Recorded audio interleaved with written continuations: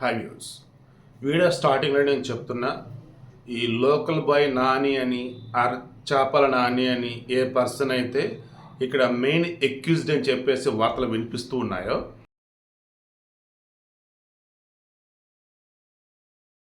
దీనికి సంబంధించి అఫీషియల్గా పోలీసులు ఏమీ ధృవీకరించలేదు. ఇప్పుడు నేను చెప్పబోతున్న అంశాలు కూడా అక్కడ ఉన్నటువంటి వాళ్ళు చెప్తున్నటువంటి అంశాలే. ఒక్కొక్కరు ఒక్కొక్కలాగా చెప్తున్నారు. అందులో మేజర్గా ఎవరెవరు ఏమేమి చెప్తున్నారు అనేది తీసుకుని ఇప్పుడు చెప్తూ ఉన్నా. పోలీసులు అయితే వీటిని ఇంకా మా స్టార్టింగ్ చెప్పింది మరలా చెప్తున్నా.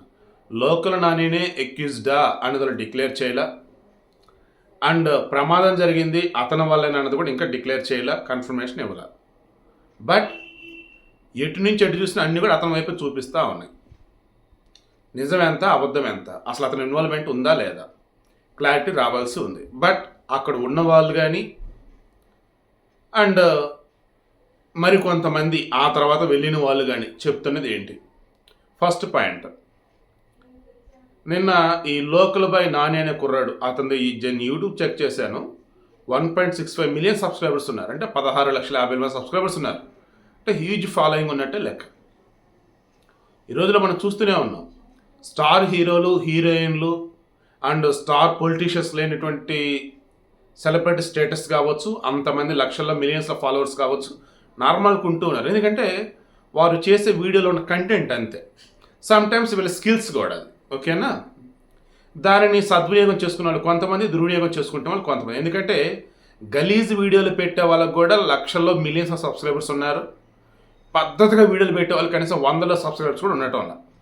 కానీ ఈ లక్షల్లో సబ్స్క్రైబర్స్ ఉన్నా, మిలియన్స్లో సబ్స్క్రైబర్లు ఉన్నా, 100లో ఉన్నా, 10లో ఉన్నా, వేలలో సబ్స్క్రైబర్లు ఉన్నా, వాళ్ళని క్యారెక్టర్ని తగ్గించుకోకుండా సమాజానికి బెస్ట్ వేలో మేలు చేసి ఉన్నటువంటి వాళ్ళు ఉంటారే, వాళ్ళే నిజమైన సెలబ్రిటీ. ఓకే, ఇక ఇప్పుడు ఇతని టాపిక్ వద్దాం. వీడియోలు కూడా 500 వీడియోలు, 600 వీడియోలే ఉన్నాయి. బట్ సబ్స్క్రైబర్లు అయితే 16 లక్షల పైసలు సబ్స్క్రైబర్లు ఉన్నారు. ఈవెన్ అతని ఛానల్లోనే ఇప్పుడు వీడియో మన వాళ్ళు పెట్టేసరికి మరి ఒక గంట అవ్వచ్చు, లేదంటే అరగంట అయిద్దేమో. సో 8 అవర్స్ బ్యాక్ వీడియో పెట్టాడు. అది కూడా ఆల్రెడీ 3 లక్షల మంది ఆమె చూస్తారు. ఏమని? సెల్ఫీ వీడియోని మొత్తం తగలబెడుతూ ఉంది. ఆ ఫిషింగ్ హార్బర్ అంతా కూడా మొత్తం ఆర్పుతూ ఉన్నారు. మొత్తం అతను వీడియో తీసి పెడతా ఉన్నాడు. అంటే అతను స్పాట్లో ఉన్నాడు. ఈ మూమెంట్లో అక్కడ ఉన్న వాళ్ళు చెప్పింది ఫస్ట్ వర్షన్. నిన్న ఈ లోకల్ బాయ్ నానికి సంబంధించి వాళ్ళ మిస్సెస్ది సీమంతం జరిగింది. సో వాళ్ళ ఫ్రెండ్స్కి చిన్నపాటి పార్టీ ఇస్తూ ఉన్నాడు బోట్లో. ఆ పార్టీ ఇస్తున్న మూమెంట్లో అక్కడ వండుకొని అలా పార్టీ చేసుకుంటారు వాళ్ళు. అలా చేసుకుంటున్న మూమెంట్లో ఇతను బోటు ఒకటి బాలాజీ అనే వ్యక్తికి అమ్మకానికి పెట్టాడు. అఫ్కోర్స్ అమ్మకానికి పెడితే బాలాజీ అనే వ్యక్తి తీసుకుంటానని కొంత అడ్వాన్స్ ఇచ్చాడు.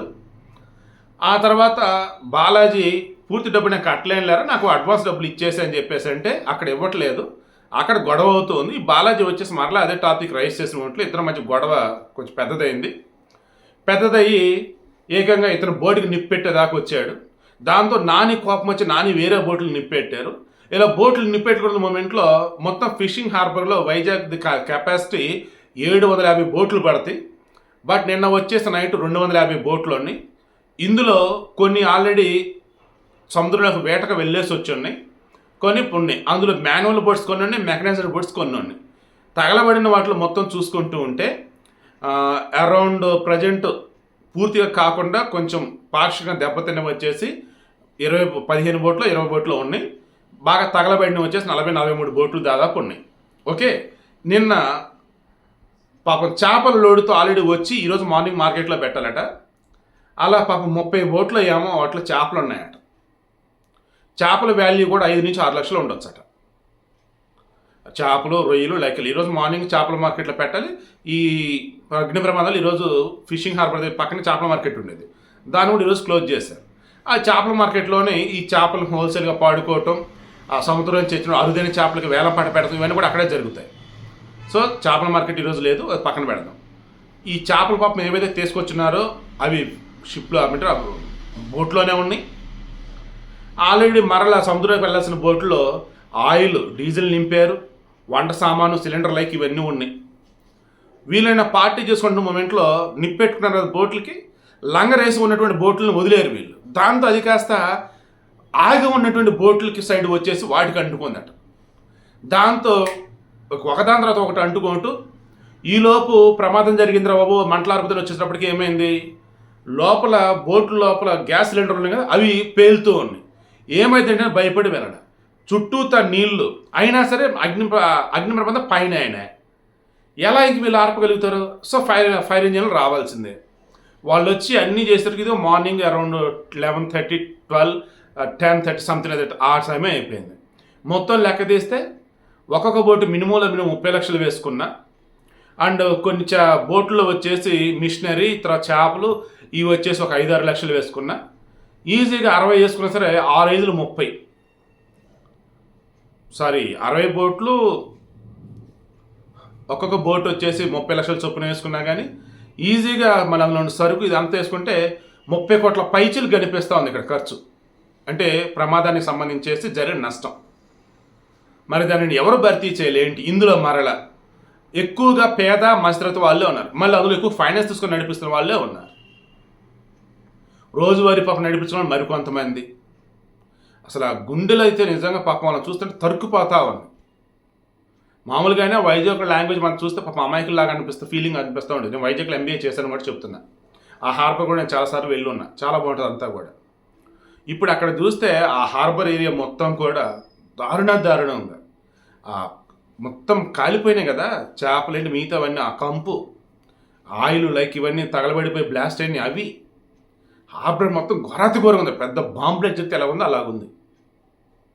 సో మొత్తానికి ఆ కుర్రోడు నాని ఉన్నాడే యూట్యూబరు, అతనేమయ్యాడు మార్నింగ్ ఇదంతా జరిగిన తర్వాత ఇతను వాళ్ళని చెప్పి కొంతమంది చెప్తే అతను కనపడకుండా పోయాడు. మొత్తానికి అలాగలా పట్టుకొచ్చారు. అతను ఇప్పుడు విచారిస్తూ ఉన్నారు. కేసు అతని మీద పెట్టారని కొంతమంది అంటున్నారు, ఇంకా పెట్టలేదు విచారిస్తున్నా మరి కొంతమంది అంటున్నారు. నేను ఇందా చెప్పిన వర్షన్ వచ్చేసి ఒకటి ఉంది కదా, అతని బోటు వేరే అతనికి అమ్ముదాం అనుకున్నాడు, అడ్వాన్స్ కూడా అవతల అతను ఇచ్చున్నాడు, నేను ఇప్పుడు తీసుకోవట్లేదురా డబ్బులు లేవరంటే అతను తిరిగి అడ్వాన్స్ ఇవ్వాలి, అక్కడ గొడవైందని. ఇది ఒక వర్షన్. ఇంకొక వర్షన్,